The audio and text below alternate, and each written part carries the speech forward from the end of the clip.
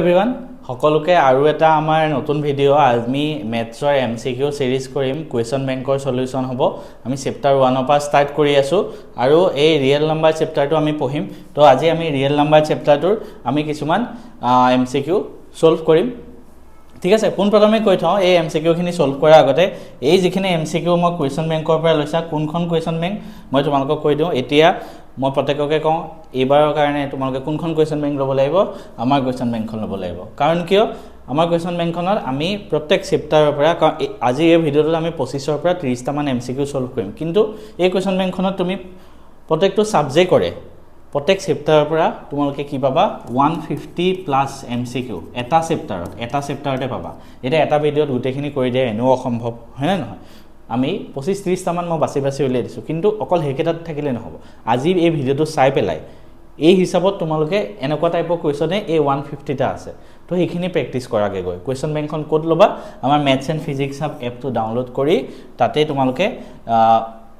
কি কৰিবা তাতে তোমালোকে গৈ পেলাই ক্লাস 10 মেনত গলে কোৱেশ্চন বেংকখন ল'ব পাৰিবা ঠিক আছে গতিকে আমি বেছি দেৰি নকৰি আমি ভিডিওটো আমি স্টাৰ্ট কৰো ঠিক আছে এতিয়া প্ৰথম কথা আজি এই যেটো আমাৰ ক্লাস হ'ব ইয়াতে আমি এমসিকিউ জলদি প্ৰেক্টিস কৰি গৈ থাকিম কিন্তু এই এমসিকিউ খিনি যেতিয়া আমি কোড দিছো এই এমসিকিউ খিনি আমি থিওৰি ক্লাছত দিছো ঠিক আছে মানে আমি এই এমসিকিউ খিনি যোনখিনি থিওৰি বুজা বস্তু কাৰণ বুজিব লাগিব তেতিয়াহে কৰিব পাৰিবা সেইখিনি আমাৰ ক্লাছত দিয়া আছে ইয়াতে এমসিকিউ মক টেষ্ট থিওৰি এভৰিথিং এটো লৈ ললে তোমালোকে বেলেগ একো না লাগে ঠিক আছে আই হোপ আমাৰ ক্লাস আমাৰ স্টাৰ্ট হৈ গল কোৱেশ্চন ফাৰ্স্ট কোৱেশ্চনটো চাও হা তলৰ কোনটো এটা অপৰিমেয় সংখ্যা নহয় এটো 2026 ত আহিছিল হুইচ মই ইংলিশৰ সো আমাৰ যোনখন কোৱেশ্চন বেংক তাত ইংলিশ আৰু আসামিজ দুইটাতে আছে কিন্তু মই মানে পিপিটি বনাই থাকতে টাইম নহলে সেই কাৰণে মই অসমীয়াতে দি যাম কোৱেশ্চন বিলাক ইংলিশত কৈ যাম কি কৈছে তলৰ কোনটো এটা অপৰিমেয় সংখ্যা নহয় বুলি কৈছে নহয় মানে কোনটো অপৰিমেয় সংখ্যা নহয় তাৰ মানে কোনটো ৰেশনেল নাম্বাৰ কোনটো পৰিমেয় সংখ্যা হেতু সুধিছে এটা আমি কেনেকৈ কইম এটা এই বস্তুটো আমি কেনেকৈ কইম চাও হা প্ৰথমটো কৈছে 2 - √3 √2 + √3 সো এনেকুৱা বস্তুত চাবা যে এটো ফৰ্মুলাত আছে নেকি a + b * a - b এই ফৰ্মুলাটো কি a² - b² তেতিয়া পৰিমেয় হ'ব পাৰে এটো চাও √2 - √3 √2 + 3 নহব এটো চাও √2 - √3 √2 + 3 এটো কৰিছো এটো হ'ব কি হ'ব তেতিয়া a - b * a + b মানে a² + b² অৰ্থাৎ a জায়গাত যদি √2 লিখো माइनस b जगह যদি √3 লিখো তো √2 হোল স্কয়ার মানে 2 √3 হোল স্কয়ার মানে 3 মানে -1 গতিকে option C is the right answer I hope সবৰে ক্লিয়াৰ হল আমি নেক্সট কোৱেশ্চনত যাও নেক্সট কোৱেশ্চনটো কি কৈছে সোৱা নেক্সট কোৱেশ্চনটো কৈছে যে যদি m আৰু n দুটা ধনাত্মক অখণ্ড সংখ্যা দুটা আমাৰ ইন্টিজাৰ হয় যত m = হল p q কিউব আৰু n = হল p3q² এনেকুৱা আৰ্হিত প্ৰকাশ কৰিলে যত p আৰু q মৌলিক সংখ্যা হয় এবিলাকো কি বুলি কোৱা হয় মই ক্লাছত কৈছিলো প্ৰাইম ফেক্টৰাইজেচন মৌলিক উৎপাদীকৰণ আমি ক্লাছত বুজাই দিছো এতিয়া ইয়াক কৈছে লসাগু আৰু গসাগুৰ পূৰণফল HCF and LCM ৰ মাল্টিপ্লাই আমি কি শিকিছিলো দুটা যদি সংখ্যা হয়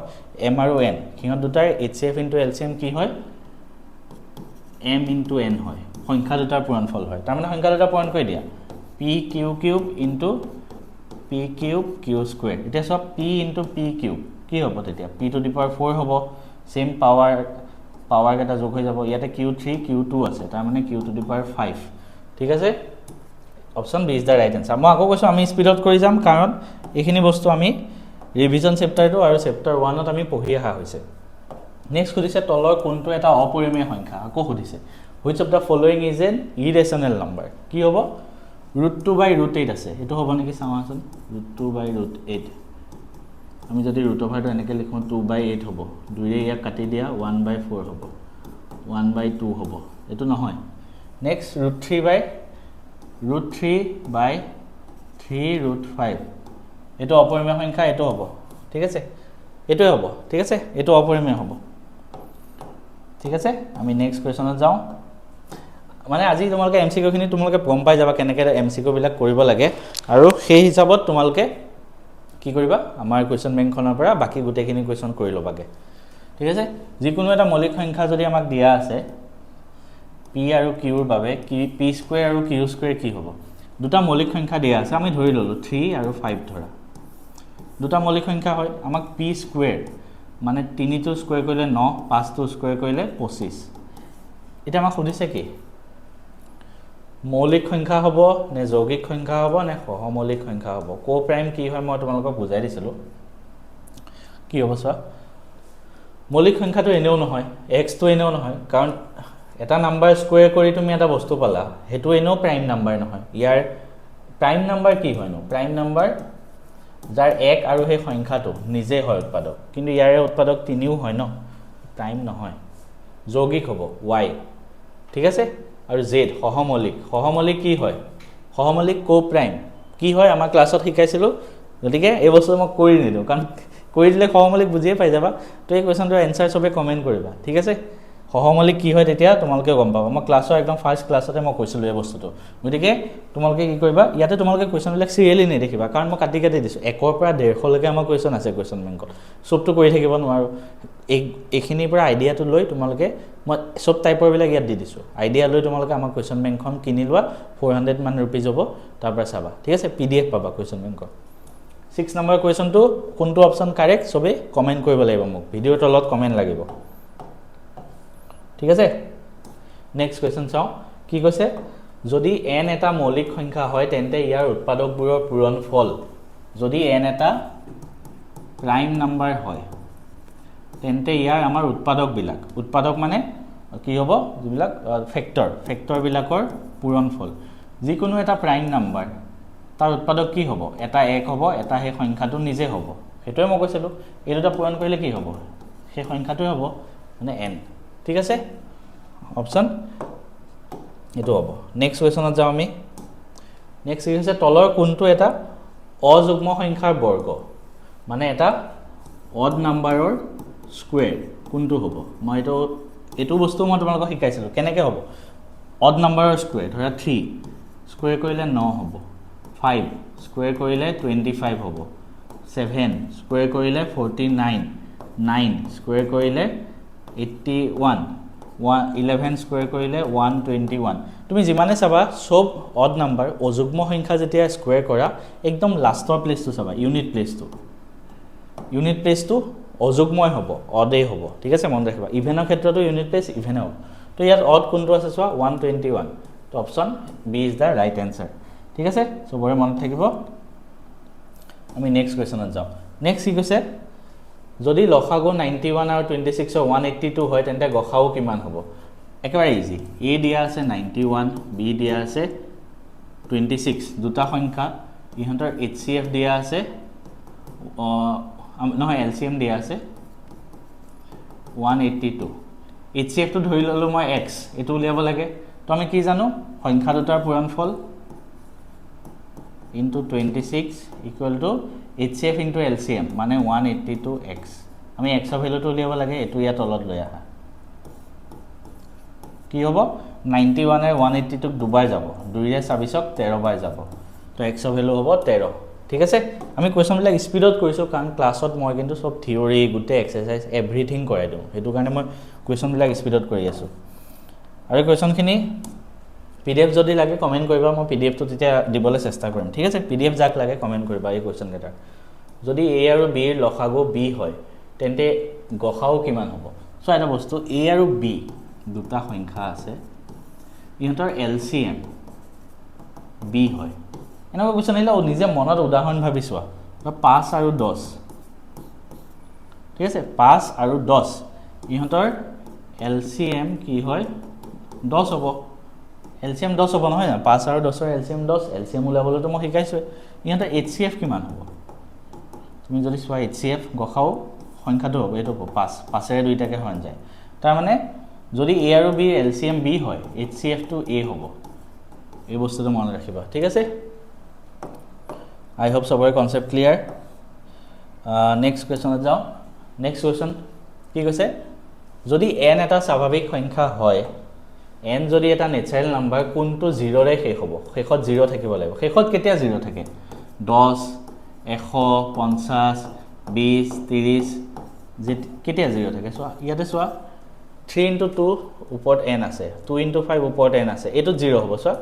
2 into 5 ওপৰত n আছে n যিকোনো নেচাৰেল নাম্বাৰ 10 ওপৰত 1 আছে 10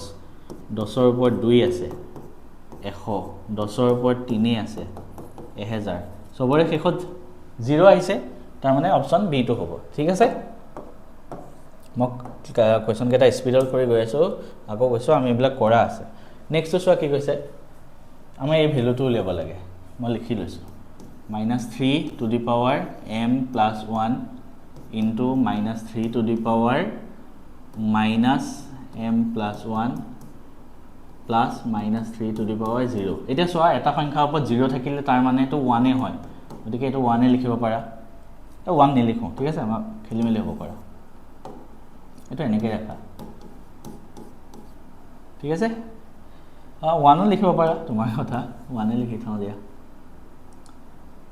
তাৰছত সেম ইয়াতে বেসটো সেম আছে ঠিক আছে তলৰটো সেম আছে তো আমি কমন ল'ব পাৰো -3 তলৰটো যদি সেম থাকে ওপৰকেটা যোগ হৈ যায় মানে m plus 1 যোগ কৰি একিটা বিয়োগ আছে তাৰ মানে বিয়োগে হৈ যাব -m plus 1 এটা সোয়া এটা যদি আমি এটো বস্তু চাও m plus 1 m plus 1 minus m plus 1 মানে এটো পাই এটো বিয়োগ কৰিলো ওপৰত 0 থাকিব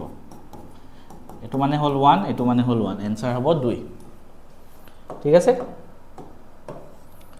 2 নম্বৰটো এটো হল নেক্সট কোৱেশ্চনটো কি কৈছে এটো প্ৰামাণিক ৰূপ ঠিক আছে এই কোৱেশ্চনটোৰ আমি এটো লগত মিলাব লাগে ঠিক আছে এটো লগত মিলাব লাগে যেনেকে 0.000046 এটো প্ৰামাণিক ৰূপ কি হ'ব এটো হ'ব 4.6 into 10 to the power -5 কেনেকৈ উলিয়াব লাগে আকৌ কৈছো থিওৰিখিনি যদি কৰি থাকো এক কোৱেশ্চনে কৰা শেষ নহব ঠিক আছে দিকে থিওৰিখিনি ফাৰ্স্ট কৰিব লাগিব তোমালোকে কোৰ্সত যে থিওৰিখিনি কৰিছা তাৰ পিছতহে এখিনি কৰিব এ লগত কি মিলিব r এ লগত r কোড আছে ইয়াত আছে আৰু ইয়াত আছে এই দুটা বাদ দিয়া তেন্তে আমি এনেকৈ এমসিকিউ কৰো পূৰ্ণ ঘন মানে পাৰফেক্ট কিউব মই আকৌ কৈছো 1 ৰ পৰা 50 লৈকে স্কয়াৰ আৰু 1 ৰ পৰা 15 লৈকে কিউব মনত ৰাখিব ইয়াৰ ভিতৰত পারফেক্ট কিউব কোনটো হয় 343 টো হ'ব নেকি ঠিক আছে 342 টো হ'ব লাগে ন তাৰছত এটো চোৱা 20.25 ৰ মান d লগত s মিলিব d লগত s কোড আছে ইয়াত আছে a লগত r ইয়াত আছে হৈ গল option B is the right answer ঠিক আছে এনেকৈ মিলাই কৰিব পাৰা এটো তোমালোকে গুটেকেটাও কৰিব পাৰা নিজৰ হিচাপত মিলাই কৰিব পাৰা আকৌ এটা সহমূলি কো প্ৰাইমৰ বস্তুটো মোক শিকাই নিদো আমি ক্লাছত কৰোৱা আছে তো এই 19 নম্বৰ কোৱেশ্চনটো মোক সবে কমেন্ট কৰিব লাগিব 19 নম্বৰ কোনটো কো প্ৰাইম হয় ইংলিশত কো প্ৰাইম কোনটো হ'ব এ বি সি ডি ভিতৰত 19 নম্বৰ কোৱেশ্চনো কমেন্ট কৰা ঠিক আছে আগৰটো কমেন্ট কৰিবা ভিডিওটো চাই থাকোতে ভিডিওটো পজ কৰি কমেন্ট কৰিবা কোনটো অপচন কাৰেক্ট হ'ব ঠিক আছে নেক্সট কি হল নেক্সট কোৱেশ্চনত যাও আকৌ এটা প্ৰামাণিক ৰূপ উলিয়াব আহিছে এটো কমেন্ট কৰা 20 নম্বৰ কোৱেশ্চন কি হ'ব কমেন্ট কৰা ভিডিওটো চাই থাকোতে কো প্ৰাইম এন্ড এটো প্ৰামাণিক ৰূপ এইবিলাক বস্তু মই তোমালোকক ক্লাছত ধুনীয়াকৈ শিকোৱা আছে ঠিক আছে নেক্সট কোৱেশ্চনত যাও কি আছে next question p square equal যদি 3/4 হয় দেন p এটা কি হ'ব p স্কয়াৰ ইকুৱেল 3/4 তো p কিমান হ'ব ৰুট ওভাৰ হ'ব ন p স্কয়াৰ যদি 3/4 p হ'ব root over 3/4 root over 3 divided by root over 4 root 3/2 এটা ৰুট 3 এটা অপৰিমেয় সংখ্যা হয় তাৰ মানে এটো অপৰিমেয় সংখ্যা হ'ব ইৰেশনাল নাম্বাৰ ঠিক আছে নেক্সট কোৱেশ্চন যাও এটো এনেকুৱা ধৰণৰ কোৱেশ্চন তোমালোকৰ বহুত আহে এমসিকিউ এইচএসএলসিত বহুত এমসিকিউ আহে কি কৈছে 20 স্কয়াৰ আৰু 21 স্কয়াৰৰ মাজত কেটা নেচাৰেল নাম্বাৰ থাকে কেটা স্বাভাৱিক সংখ্যা থাকে এনেকুৱা যদি কনজিকিউটিভ নাম্বাৰ থাকে তেনে সৰু সংখ্যাটোৰ ডাবল কৰিবা এটা সৰু কি আছে 20 into 2 40 yes right answer আৰু কোনটো ফৰ্মুলা ইউজ কৰিছো কাৰণটো কি ৰিজনটো n স্কয়াৰ আৰু n + 1 ৰ মাজত 2n টা থাকে yes এটো ইউজ কৰিছো তাৰ মানে দুইটাই শুদ্ধ আৰু ৰিজনটো এৰ সত্য ব্যাখ্যা option A is the right answer ঠিক আছে option A is the right answer next কোৱেশ্চনটো চাও এইখন আমি এই কিছুমান আমাৰ যিবিলাক মানে কোৱেশ্চন বেংক হয় ন তাতে এই টেস্ট পেপাৰৰ কোৱেশ্চন মিলাক আছে মানে পিওয়াইকিউ কিছুমান আছে টেস্ট পেপাৰ আছে সো এটো কাৰণে এটা চেপ্টাৰ 150 মানকে আহিছে তো ইয়াতে সো এখন কাছাৰৰ কোৱেশ্চন পেপাৰ আছিলে তো বেংগলীত লিখা আছে মই কৈ দিম বাৰু একো নাই 7560 মৌলিক উৎপাদক বিশ্লেষণ কৰিলা মানে কি কৰিলা প্ৰাইম ফেক্টৰাইজেশ্যন কৰিলা তেতিয়া তুমি এটো পালা তেন্তে পি আৰু কিউৰ ভ্যালু কিমান হ'ব হেতু উলিয়াব লাগে ঠিক আছে তো কি পালা মানে 7560 ইকুৱেল টু তুমি পালা 2 cube into 3 to the power p into q into 7 তো p আৰু q ৰ ভ্যালু কিমান হ'ব একেটাৰ ভিতৰত কমেন্ট কৰিবা এটো সবে কমেন্ট কৰিবা তলত ঠিক আছে এটো হোমৱৰ্ক থাকিল কোৱেশ্চন নম্বৰ 34 একেবাৰে ইজি কেনেকৈ কৰিবা এটো 2 ৰে হৰণ কৰিলা কিমান ওলাব আকৌ হৰণ কৰিলা তো সেই হিচাপত কৰি তোমালোকে এনেকুৱা এটা ফৰমেট পাবা এটো লগত মিলাই p আৰু q উলিয়ালে হ'ল এইবিলাক বস্তু মই কৰাই থোৱা আছে ঠিক আছে এটো সবে হোমৱৰ্ক কৰিবা ঠিক আছে কোৱেশ্চন নম্বৰ 34 নেক্সট আকৌ এটা হিলথনিৰ নিচিনা এটো কিন্তু অকমান খেলিমেলিকে দিছে a স্কয়াৰ আৰু a - 1 স্কয়াৰৰ মাজত কেটা আছে a স্কয়াৰ আৰু a - 1 স্কয়াৰ আমি কি কৰো যোনটো স্মল নাম্বাৰ হয় তাৰ লগত ইনটু 2 কৰো এটা ইয়াত a আৰু a - 1 ৰ ভিতৰত সৰু কোনটো মানে ধৰি লোৱা a মানে ধৰা 10 a - 1 মানে এক আগত 9 সৰু কোনটো হ'ব 9 টো হ'ব ন তো এই সৰু সংখ্যাটোৰ লগত 2 পূৰণ কৰিবা অপচন ডি ঠিক আছে Now let's move to the next question. কি কৈছে দুটা সংখ্যাৰ অনুপাত 13:17 হয় দুটা সংখ্যা 13:17 আৰু সিহঁতৰ গসাও আৰু সিহঁতৰ HCF আছে 13 তেন্তে সংখ্যা দুটা কি এটো আমি কেনেকৈ কৰিম এনেকুৱা যদি দুটা সংখ্যা দিয়া আছে ঠিক আছে ৰেশিও দিয়া আছে সদায় মনত ৰাখিবা এইবিলাক বস্তু ৰেশিও কোৱেশ্চন যেতিয়া দিয়া থাকে ন তোমালোকে কি কৰিবা ৰেশিও হলে সংখ্যা দুটা এনেকৈ ধৰি লবা এটা 13x 13 পৰা এটা 17x এই দুটা আমি নাম্বাৰ ধৰি ললো ঠিক আছে এটা সিহঁতৰ HCF মানে হাইয়েষ্ট ফেক্টৰটো কি হ'ব সো 13x আৰু 17x হাইয়েষ্ট কি হৰণ যাব একেৰে যাব আৰু বেলেগ একোৱে না যায় কিন্তু x টো আছে ন x এৰো ইহঁতৰ হৰণ যায় x তো তাৰ মানে আমি গম পালো যে ইহঁতৰ HCF কি হ'ব x কাৰণ দুইটাকে x এৰো হৰণ যাব তো সেই HCF আমাৰ x = 13 দিয়া আছে হল x যদি 13 হল ঠিক আছে ইটো আমি কিমান পাম 17 13:17 আমাৰ কিবা এটা ভুল হৈছে 13:17 তো এটো যদি সংখ্যা দুটা আমি 13x আৰু 17x ধৰো ঠিক আছে সিহঁতৰ গসাও 13 হয় ঠিক আছে 13 হয়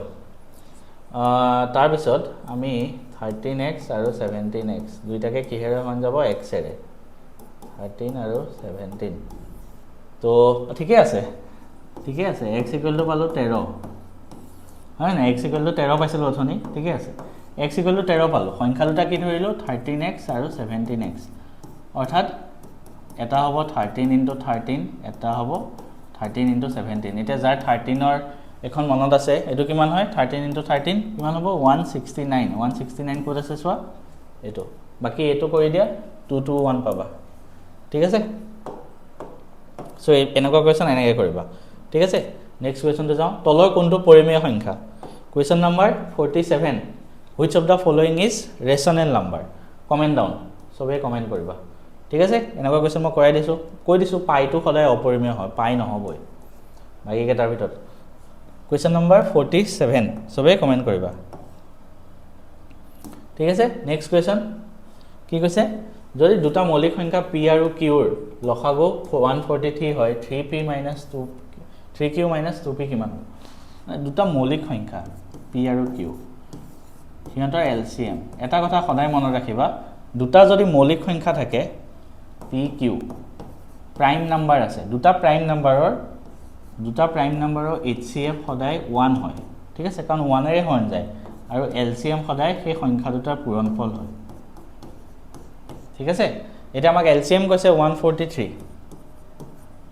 মানে p * q ঠিক আছে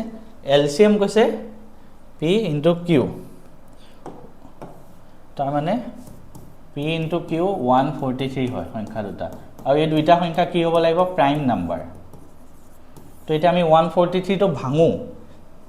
142 ইকুৱেল টু কিমান কিমান হ'ব যাতে দুটা প্ৰাইম ওলায় তো আমি চাওঁ 143 1 ইনটু 143 হ'ব কিন্তু 1 টো প্ৰাইম নাম্বাৰ নহয় বাকি আৰু 143 কেনেকৈ হৰণ কৰিব পাৰি চোৱা 3 ৰে যাবনে নাযায় কিহে হৰণ যাব এইটো 11 ৰে হৰণ যাব 11 ৰে 13 বাৰ যাব তুমি সাইডত কৰি কৰি চাব লাগিব কিহেৰে হৰণ যাব 1 ৰে যাব নে 2 ৰে যাব নে 3 ৰে এটাৰে নাযায় 11 ৰে চাবা 11 এগুণ 11 3 থাকিব তাৰ মানে 143 ইকুৱেল টু 11 ইনটু 13 ঠিক আছে তাৰ মানে এই দুটা সংখ্যা আমি মৌলিক সংখ্যা পালো তাৰ মানে আমি ইয়াত কৰি দিছে সব p2 q কে ডাঙৰ হয় তাৰ মানে p2 13 হ'ব ডাঙৰটো q2 11 হ'ব আমাক উলিয়াব কি দিছে 3p - 2 3q 2p মানে 3 ইনটু 11 minus 2 into 13 33 minus 26 মানে answer হ'ব 7 7 is the right answer ঠিক আছে I hope আমি